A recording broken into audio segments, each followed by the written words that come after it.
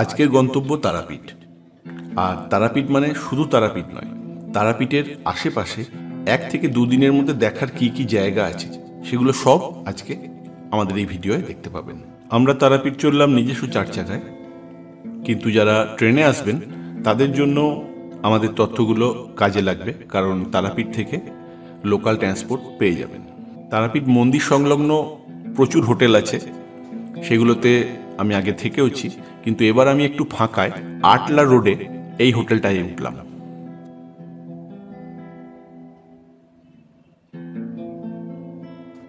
হোটেলের বেসমেন্টে রয়েছে গাড়ি রাখার জায়গা। চলুন সংক্ষেপে হোটেলটা একটু দেখে নিন।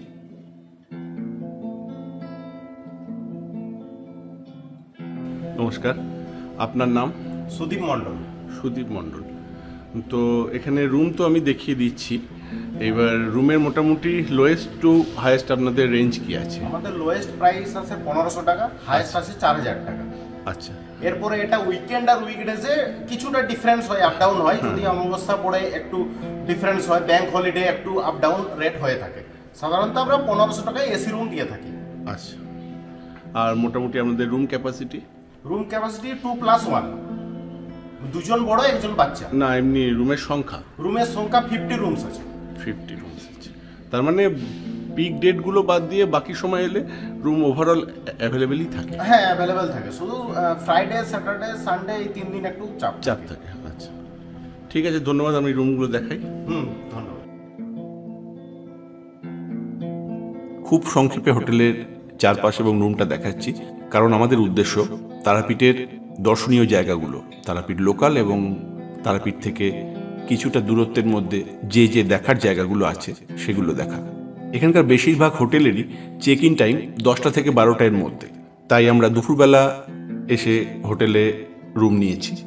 আর দুপুরবেলা এসে এখানে লাঞ্চ করে নিয়ে আমরা বিকাল সন্ধেবেলা থেকে ঘোরাঘুরি শুরু করব। সন্ধেবেলা প্রথমে এসে উপস্থিত হয়েছি তারাপীঠের একদম মধ্যস্থল বলা যেতে পারে, যা হচ্ছে তারাপীঠ তারামার মন্দির এবং উল্টো দিকে মুন্ডমালিনীতলা যাওয়ার রাস্তা। এই জাংশনে তারাপীঠ মন্দিরের দিকে যাব, কিন্তু তার আগে চলুন উল্টো দিকের রাস্তা, অর্থাৎ মুন্ডমালিনীতলা যাওয়ার রাস্তার দিকে। রাস্তার দুপাশে খাওয়া দাওয়ার জিনিসের দোকানের অভাব নেই এবং তার সঙ্গে রয়েছে প্রচুর হোটেল, এক্সি ওয়ার্কার এক হোটেল।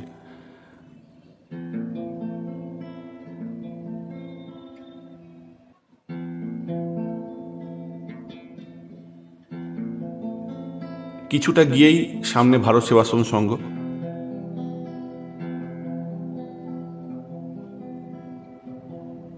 ভারত সেবাশ্রম সংঘের থেকে একটু এগিয়ে এটা হচ্ছে ভারত সেবাশ্রম সংঘের মন্দির বা মিউজিয়াম বলা যেতে পারে। এর গেট এবং সামনের ছবিটা আমার দিনের বেলা তোলা ছিল আগে, সেটা দেখাচ্ছি, কারণ রাতে অতটা ভালো বোঝা যাচ্ছিল না।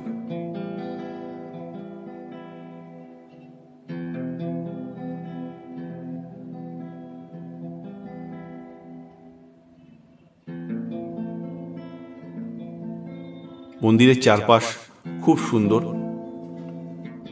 ভেতরে রয়েছে শ্রী প্রণবানন্দজি মহারাজের মূর্তি, রাধাকৃষ্ণ মূর্তি, শিবলিঙ্গ, কালী, এবং তার নিচে বেসমেন্টে একটি মিউজিয়াম করা রয়েছে, যা সংক্ষেপে দেখালাম।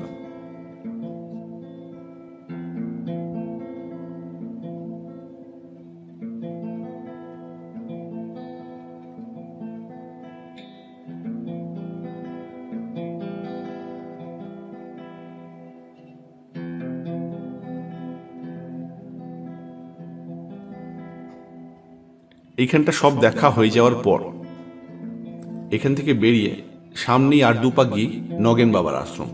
এখানেও থাকার ব্যবস্থা আছে, বিরাট বড় আশ্রম। আর নগেন বাবার আশ্রম থেকে আর 2 পা হাঁটতেই বাঁ হাতে মুন্ডমালিনীতলা।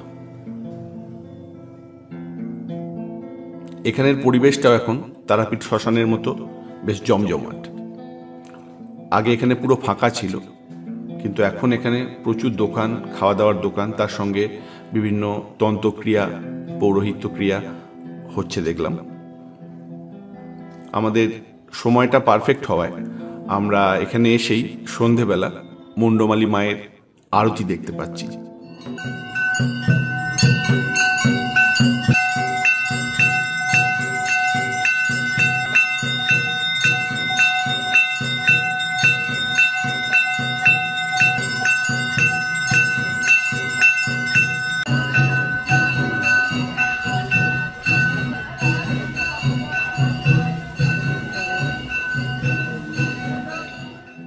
এখান থেকে সামনেই নদীর পাড়, যদিও রাত্রিবেলা অন্ধকার তাই অতটা ভালো হয়তো দেখা যাবে না।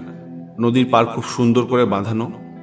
এই জায়গা দেখে এবার আমরা আবার সেই চার মাথার মোড়ে এসে উপস্থিত, যেখান থেকে আমরা এবার তারাপীঠ মন্দিরের দিকে যাব। তারাপীঠ মন্দিরের দিকে যাওয়ার রাস্তা আরও বেশি জমজমাট। দুপাশে খাওয়া দাওয়ার দোকান, ভেজ নন ভেজ সব রকমের হোটেল এবং তার সঙ্গে পুজো সামগ্রীর দোকান, প্যারার দোকান প্রভৃতি। দেখতে দেখতে একবারে তারামার মন্দিরের সামনে। এটা মন্দিরের প্রথম গেট বা প্রধান গেট, আর উল্টো দিকে আর একটা গেট আছে। এক ঝলক তারামার মন্দির দেখে নিয়ে মন্দিরের চারপাশটা একটুখানি ঘুরে নিলাম।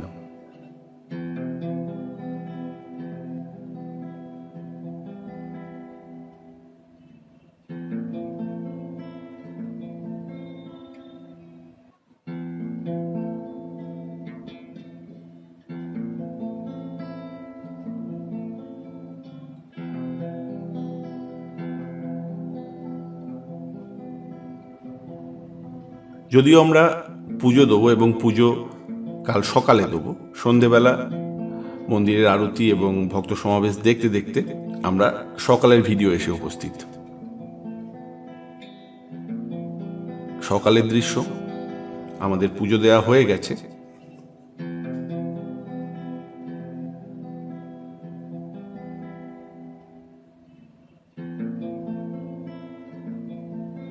এইবার মন্দিরের চারপাশ ঘুরে পুজো দিয়ে এক ঝলক মহাশ্মশান দেখে নিলাম। পঞ্চমুণ্ডির আসন, বামদেবের সমাধি প্রভৃতি। এইবার তারামার মন্দির পেরিয়ে অথবা তারামার মন্দিরের প্রধান গেটের সামনে দিয়ে যে রাস্তা চলে গেছে সেইখান দিয়ে চলে যাওয়া যায় দ্বারকা নদীর ব্রিজের কাছে। লোকাল বাজার এবং কিছু জায়গা দেখতে দেখতে আমরা ব্রিজ পেরিয়ে চললাম এক নির্জন স্থানে, যা হচ্ছে বামদেবের পর তারাপীঠের বলা যেতে পারে শেষ সিদ্ধ সাধক শঙ্কর খ্যাপার আশ্রমে। এক ঝলক এই আশ্রমের দৃশ্য দেখে নেব। যারা জানেন বা কালচার করেন তারা জানবেন এই শঙ্কর বাবা বা শঙ্কর খ্যাপা বামদেবের মতোই একজন অলৌকিক মহাসিদ্ধ পুরুষ ছিলেন, কিন্তু তিনি লোকসমাজের অলক্ষ্যে থাকতেই পছন্দ করতেন। বিশেষত তার প্রচুর অলৌকিক ঘটনা আছে। তার মধ্যে সবাই যেটা দেখেছে তা হলো তিনি শুধু এই লাল কাঁকর মাটি এবং বিড়ি এই দুটো খেতেন, তাছাড়া কোনো খাবার খেতেন না, এমনটাই লোকমুখে শুনলাম। তার সমাধি, তার শয়নকক্ষ প্রভৃতি জায়গা একবার ঘুরে দেখে নিয়ে আমরা এরপর যাব আমাদের পরবর্তী গন্তব্যে।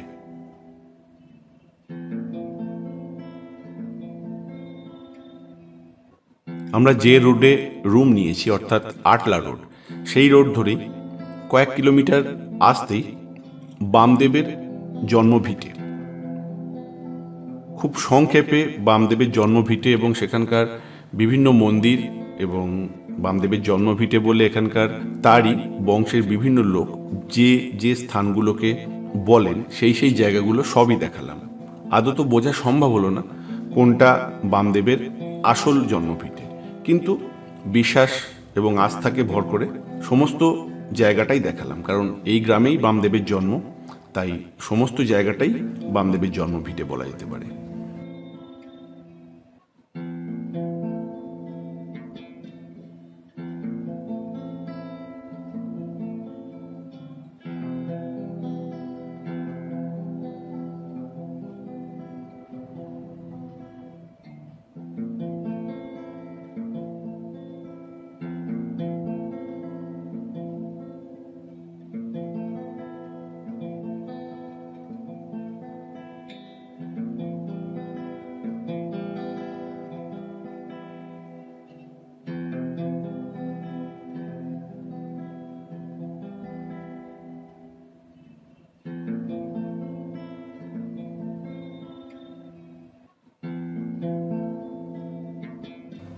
বামদেবের জন্মভিটে দেখার পর আমরা নিজস্ব গাড়ি নিয়ে এবার সোজা এখান থেকে বেরিয়ে পড়লাম 6-8 কিলোমিটার দূরত্বে বীরচন্দ্রপুর। এই বীরচন্দ্রপুরে অনেক কোটি দর্শনীয় স্থান আছে, যেমন নিত্যানন্দ প্রভুর জন্মভিটে, সেই ভিটের তোরণ বা গেটের তলা দিয়ে আমরা গ্রামে প্রবেশ করলাম।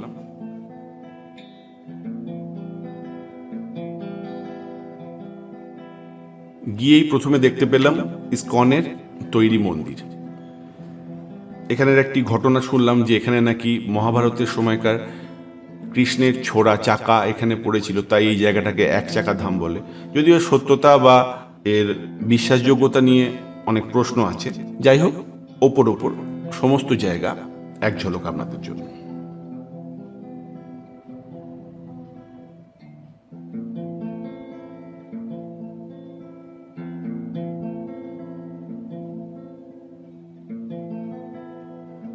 এখানে থাকারও ব্যবস্থা আছে দেখলাম। এখান থেকে সামনেই আরো এখানকার কটা অলৌকিক জায়গা। তাই দাদারা পরিষ্কার করছিলেন, উনি এসে দাদাকে খাবার দিলে, দাদা তুমি সেবা করো, জমিটা কতটা পরিষ্কার করেছো আমি দেখে আসি। ও দেখতে গিয়ে 10টা হাত বার করি জমিখানা পরিষ্কার করি, উনি ওখানে অন্তর্ধান হয়ে গেলেন। বাঁকি বিহারী জগন্নাথের মন্দিরের কাছে আছে, দেখবেন মাজা মেকা ঘাড় মেকা বাঁশি বাজাইছে, আর কে কি করছে তাই দেখে বাবা। এই গ্রামেই আরো কয়েক পা যেতেই নিত্যানন্দ প্রভুর জন্মভিটে।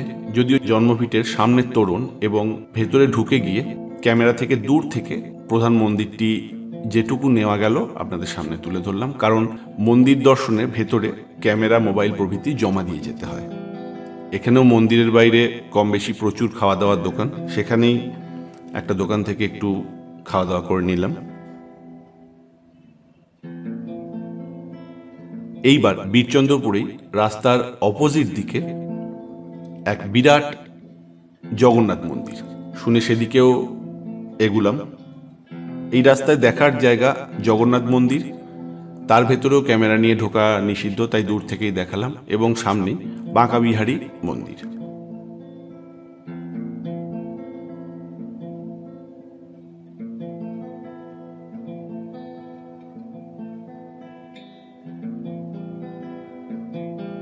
বিগ্রহের ছবি বাদ দিয়ে যেটুকু কর্তৃপক্ষের মুখে শুনলাম, আশপাশে মন্দিরের দৃশ্য এখানে তোলা যাবে, তাই একটু ছবি তুললাম।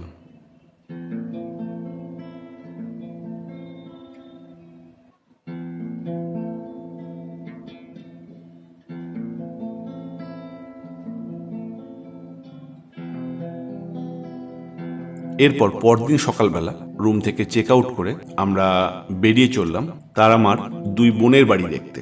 কম বেশি 15 কিলোমিটার দূরত্ব, কিছুটা কম বেশি হবে। গুগল ম্যাপ দেখে আমরা এসে হাজির মৌলিক্ষা মন্দির। এটা ঝাড়খণ্ড বর্ডারে পড়ছে। মন্দিরের সামনে পুজো সামগ্রী কেনার দোকান, সেখান থেকে পুজোর জিনিস কিনে নিয়ে আমরা সোজা মন্দিরের দিকে প্রবেশ করলাম। এই মন্দির সম্পর্কে সংক্ষেপে যেটুকু জানতে পারলাম, সাধক বামদেব এখানেই প্রথম পুরোহিত হিসেবে নিযুক্ত হয়েছিলেন এবং পরবর্তীকালে এই মায়ের কাছে সিদ্ধি লাভ করে তারপর তিনি তারাপীঠ যান। এবং বামদেবের ত্রিশূল, বামদেবের ব্যবহৃত শঙ্খ এখানে আজও বামদেবের মন্দিরে আছে। এখানকার মূর্তি মা মৌলিক্ষা। এই মন্দির সম্পর্কে বিস্তারিত ভিডিও আমার চ্যানেলে এর আগে আছে, প্রয়োজনে দেখতে পারেন। মন্দির পরিসরে গাড়ি রাখার ব্যবস্থা, ভোগ গ্রহণের ব্যবস্থা সমস্ত কিছুই রয়েছে, যার বিস্তারিত আমাদের আগের ভিডিওতে আছে। এই মন্দির দেখে আমরা এবার সোজা চলে যাব এখান থেকে মল্লেশ্বর শিব মন্দির এবং মা তারার আর এক বোন মা সিদ্ধেশ্বরী সেই মন্দিরে, যা মোল্লারপুরে অবস্থিত। এখান থেকে 12 থেকে 15 কিলোমিটার ডিস্টেন্স। এসে উপস্থিত বিরাট এক মাঠের পাশেই রয়েছে এক বিরাট বট গাছ, সেইখানে গাড়ি রেখে আমরা মন্দিরে প্রবেশ করলাম।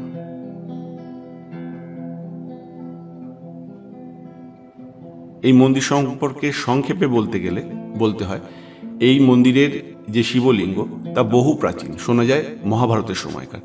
এবং এই শিবলিঙ্গ স্বয়ংভূ শিবলিঙ্গ, এর আকৃতি ওং আকৃতির, যা পরবর্তী ছবিতে দেখতে পাবেন। তাছাড়াও এখানে মা তারার আর এক বোন মা সিদ্ধেশ্বরী অবস্থান করেন। এখানকার যে শিব তা মা তারার এক ভৈরব। এবং আরেকটি দ্রষ্টব্য জায়গা এখানকার, যা হলো সাধক কৃষ্ণানন্দ আগমবাগীশের জীবন্ত সমাধি। চারদিকে শিব মন্দির বেষ্টিত এই মন্দিরের ইতিহাস, প্রচলিত কাহিনী এবং সমস্ত তথ্য আমাদের আগের ভিডিওতে আছে।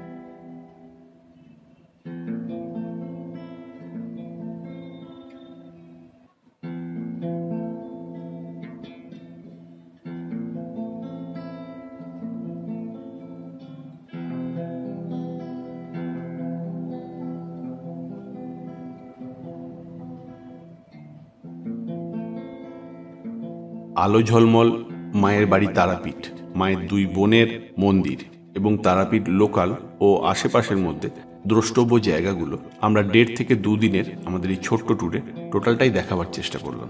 তাই আমাদের এই ভ্রমণ এবং ভ্রমণের তথ্য আপনাদের কেমন লাগলো জানাতে ভুলবেন না, এবং এই ধরনেরই বিভিন্ন জায়গায় ঘুরতে যাওয়ার ভিডিও দেখতে আমাদের সঙ্গে থাকুন। চ্যানেল সাবস্ক্রাইব না করা থাকলে সাবস্ক্রাইব করে নেবেন।